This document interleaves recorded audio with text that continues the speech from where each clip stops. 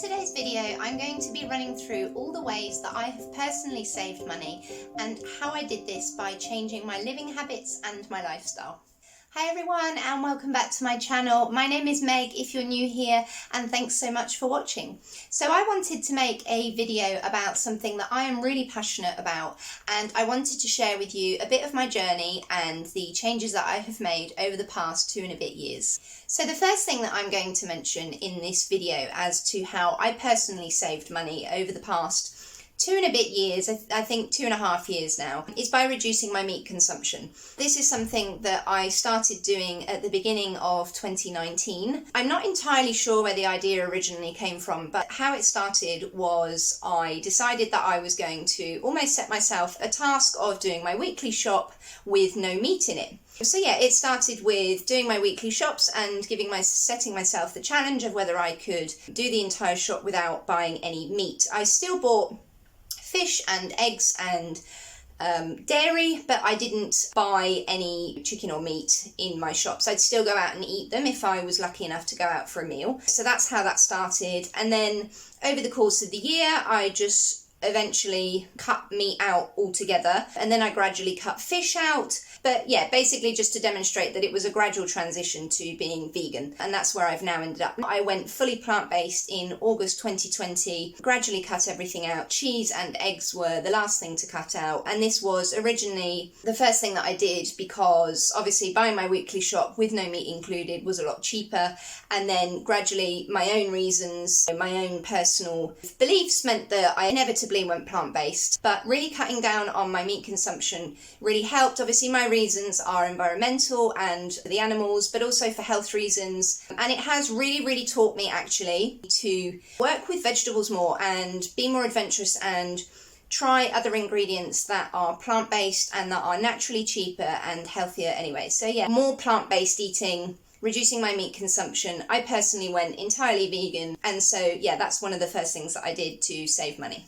So the second category of this video is going to be natural cleaning products and also natural beauty products. Now, I've done videos previously on how I make my own cleaning products. The last video that I uploaded was with regards to how I clean my home with just 10 items, and they all are multifunctional, and that's really saved me a lot of money. So making my own cleaning sprays, using baking soda for a multiple of uses, also reducing the amount of products therefore that I would need, so no longer buying multiple sprays or disposable floor or surface wipes, multiple this, that and the other. Now I just kind of have one general DIY homemade cleaning spray, barely a handful of ingredients to wash my dishes, clean my house and do my laundry. So that's saved me a huge amount of money, obviously in turn much more beneficial for the planet and for my health. So yeah, rambling again. So natural cleaning products and also natural beauty products, I completely cut out. I think I must have had 10 to a dozen multiple products for my body, for my skin, for my face, for my hair, and I was just like, oh, what is this? They're all full of chemicals. And so yeah, breaking them down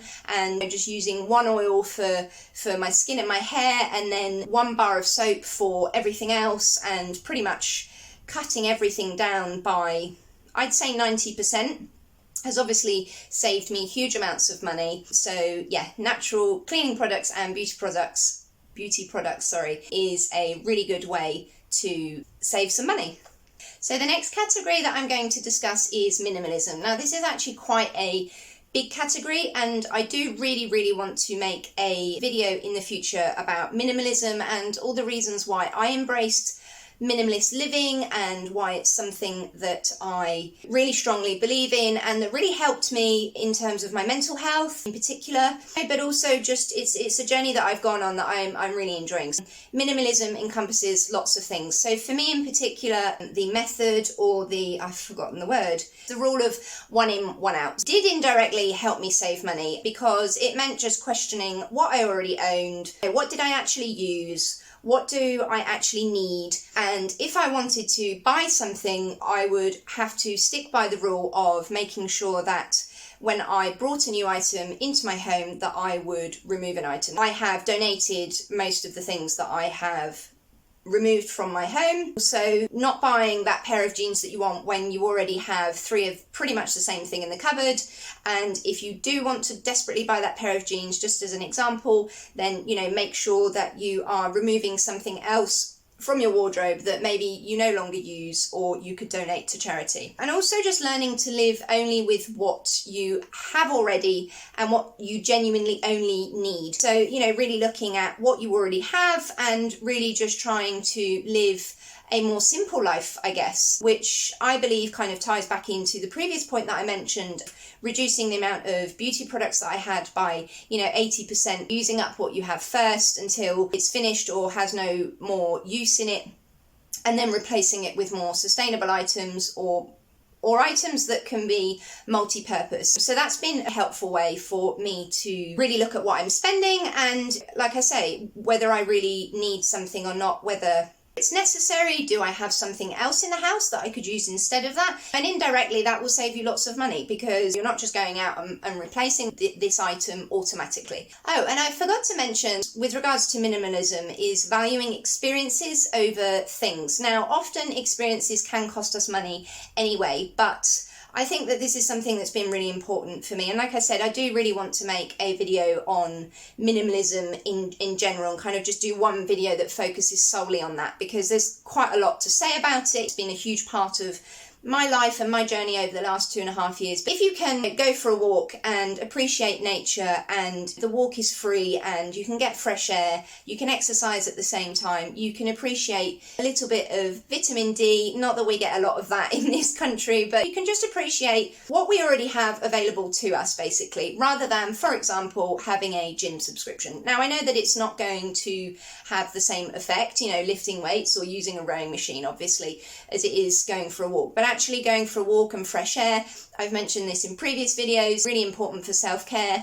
and it's free, and it's just about valuing what can we do instead to save spending that money. So the next category I wanted to share with you is about being energy conscious. So I've mentioned in a previous video, I think it was my second video that I ever made, which was money saving hacks around the house basically. And it was things such as getting into the habit of turning lights off when you leave rooms, switching off appliances that aren't in use, or unplugging things when they've finished charging. Anything that has a standby light is effectively still consuming energy.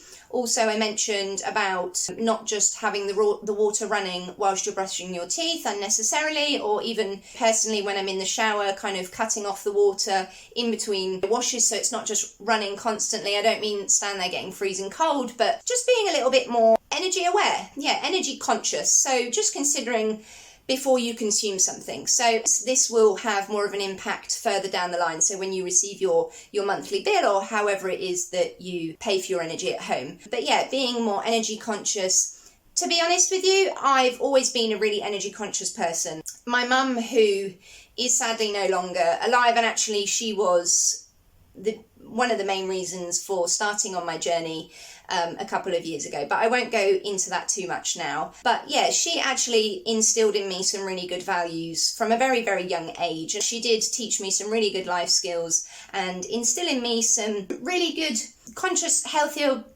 patterns of, you know, ways of living, I guess. And I also know, for example, people who would say in an office building, you know, well, why do I need to switch that light off? Because I'm not paying those bills. But actually, the way I look at it is, in order to be as conscious as possible with our waste and with our consumption, the best way is to look at the bigger picture. No, you're not the CEO, for example, of that company who's going to be paying that electricity bill. But actually, the bigger picture is that the more energy we're all consuming, the bigger the infrastructure to store that energy nationally, internationally, globally. So that does have a kind of, in a roundabout way, an effect on us. And I still think that it's always good to be conscious and considerate of how much we're consuming, even if it's not directly coming out of our bank account.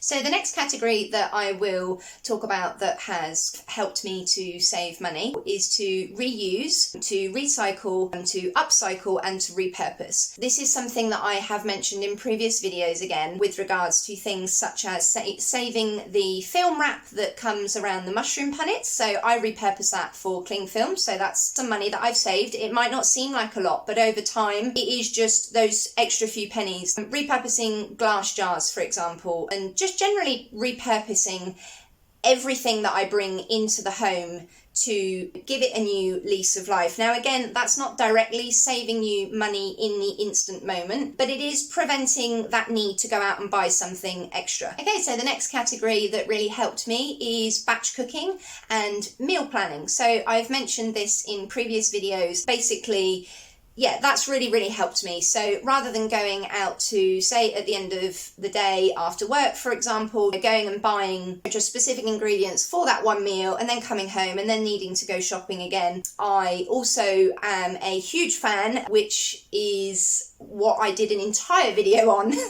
previously, which was quite long-winded, but that was reduced price food. So buying the reduced price items, the label yellow items in the supermarket that are expiring that day. Batch cooking obviously prevents food waste, so in turn is saving you a bit of money, and it's just a really good way to be more organized and prevent unnecessary trips to the supermarket. You can buy multiple ingredients and turn them into a really big meal, which I've mentioned in a previous video. I do loads of meals for under £1, and I buy multiple ingredients that are kind of 2-in-1, so you can use them for multiple meals. Really beneficial. Again, tying back into the first point, plant-based eating, personally I find that to be a lot more economical anyway, and it just tends to be naturally healthier because you are adding in all those veggies. And yes, the next category that I would mention would be to be a savvy shopper, if that makes sense. So with regards to shopping and always kind of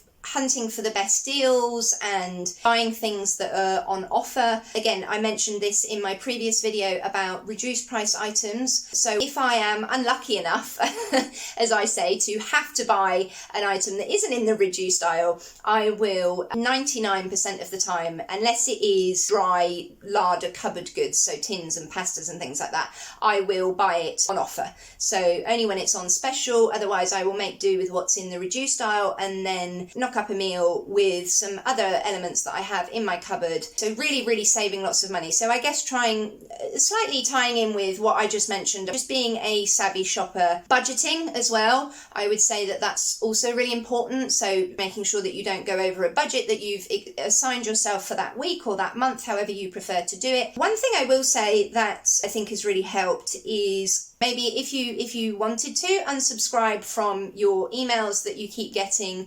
10% off this and 20% off this, grab it while it lasts, it ends at midnight. They're all really enticing ways to get us to spend money in an unfortunately quite consumerist society that we're now in. So it's really good to try and stay grounded and remind yourself that, is there something else that you can use instead? Do I really need that item just because it's on sale? So yeah, you get my point.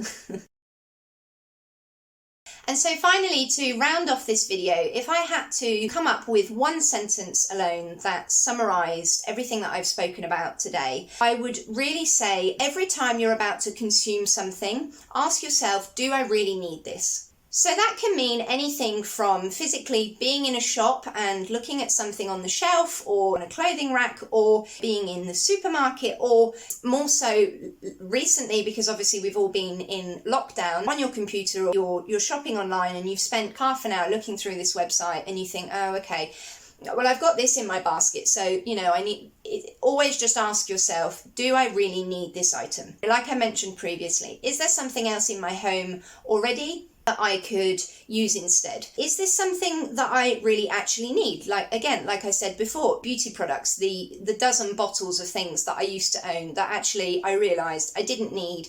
And so therefore, once I'd finished using those products up, and I guess it came to the point where I then would wanted to have replaced them with plastic-free items or natural alternatives, I actually just asked myself, well, do I really need this item at all? So like I say, always ask yourself before you consume anything. So that means energy, money, anything that you're going to spend money on, which is obviously the topic of this video, just to ask yourself, do I really need this? Do I really need to leave those lights on when I am leaving the room? This is just an autopilot habit that you can get into. Do I really need to buy that thing that's on special offer whilst I'm at the supermarket that I didn't actually intend to buy? Particularly clothing and shoes, I find personally I used to own, I'd say a good 3 or 4 times more the amount of what I own now. I really decluttered. Again, I'll do a video about this separately, but I really asked myself every time I donated something, I found myself thinking,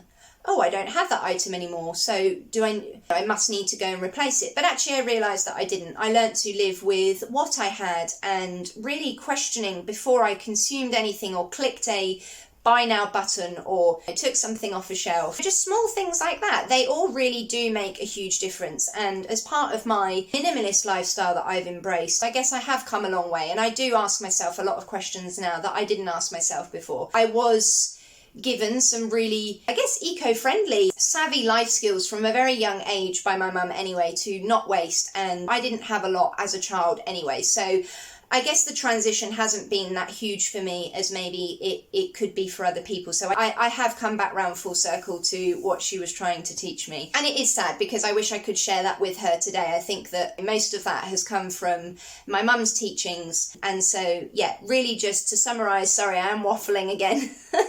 I'm just really passionate about it. So yes, how you can really save lots of money is to question before you're about to consume something or buy something, do I really need this, and what else do I have that could equally make me as content or as happy or as healthy and would save me purchasing this or spending any extra money.